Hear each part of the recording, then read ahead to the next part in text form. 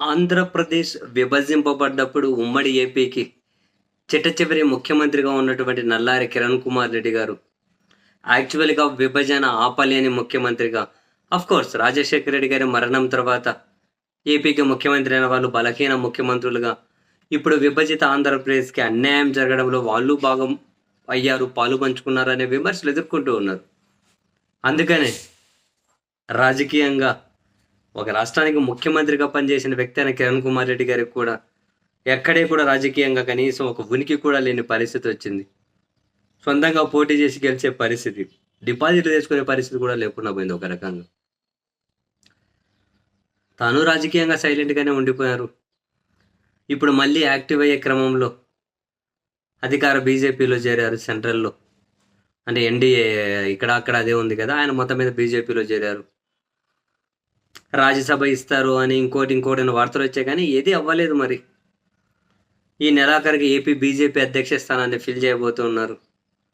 కిరణ్ కుమార్ రెడ్డి గారికి ఇస్తారు అని చెప్పేది ఒక ప్రచారం జరుగుతూ ఉంది. జరుగుతుందో లేదో తెలియదు. ఈ క్రమంలో తాజాగా విజయవాడలో జరిగినటువంటి ఒక కార్యక్రమంలో నల్లారి కిరణ్ కుమార్ రెడ్డి గారు చేసినటువంటి వ్యాఖ్యలు మళ్ళీ వార్తల్లోకి వచ్చాయి. అప్పటి ఆంధ్రప్రదేశ్ విభజనను మళ్ళీ గెలికినట్లయింది. ఇప్పుడు గెలకాల్సిన అవసరం ఎందుకు వచ్చింది అంటే, నేనేమి అప్పుడు బలహీన ముఖ్యమంత్రిని కాదు, బలమైన ముఖ్యమంత్రిని అని ఆయన చెప్పుకోవడం కోసమే ఆ వ్యాఖ్యలు చేసినట్లున్నారు. ఆయన ఏమంటారంటే, ఒకవేళ రాజశేఖర్ రెడ్డి గారు బ్రతికి ఉన్నా కూడా విభజన ఆగేది కాదు అంటారు. అసలు రాజశేఖర్ రెడ్డి గారి వల్లనే అప్పటి వరకు ఆగుతూ వచ్చింది అని, రాజశేఖర్ రెడ్డి గారు ఉండింటే రాష్ట్రం ఇలా ఉండేది కాదనేది అందరికీ తెలిసిన ఫ్యాక్టే. 2009 ముందే అధిష్టానం మా దగ్గర విభజన అనే ప్రతిపాదన తెచ్చింది అని. అట్లెందుకు 2004 అప్పుడే తెచ్చింది. 2004 అప్పుడే తెచ్చింది. వాళ్ళ ప్రతిపాదనను ఎప్పటికప్పుడు అడ్డుకుంటూ, ఒకవేళ రాష్ట్రం విభజింపబడితే ఏ విధంగా అయితే బలహీనపడిపోతారో తెలుగు వాళ్ళు, ఏ విధంగా అయితే ఢిల్లీలో బలం లేకుండా పోతుందో, ఏ విధంగా అయితే అభివృద్ధిగా నోచుకోకుండా పోతామో, ఇవన్నీ చూపించుకుంటూనే కదా వైఎస్ఆర్ గారు ఏపీ విభజనను ఆపింది. అందరికీ తెలుసు కదా. అండ్ కిరణ్ కుమార్ రెడ్డి గారు పూర్తిగా బలహీన ముఖ్యమంత్రిగానే ఆయన పేరు తెచ్చుకొని విభజనను ఆపలేకపోయారనే కదా ఆయన విమర్శలు ఎదుర్కొంటున్నది కూడా ఆ సార్ కూడా.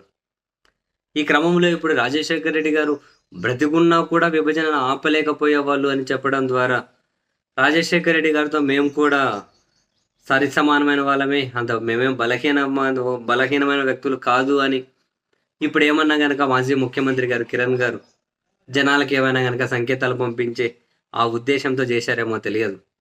అండ్ రాజశేఖర్ రెడ్డి గారు చనిపోయిన విమాన ప్రమాదం చనిపోయారు కదా, ఆ హెలికాప్టర్లో కిరణ్ కుమార్ రెడ్డి గారు కూడా వెళ్లాల్సి ఉండే అని, ఏదో ఒక అర్జెంట్ మీటింగ్ ఉండి ఆగిపోయానని కూడా కిరణ్ కుమార్ రెడ్డి గారు అయితే వ్యాఖ్యలు చేశారు. మొత్తం మీద ఏపీ విభజన అంశాన్ని అయితే కిరణ్ కుమార్ రెడ్డి గారు మళ్ళీ గెలకడం ద్వారా ఏం మెసేజ్ జనాలకు పంపిద్దాం అనుకున్నారో తెలియదు మరి.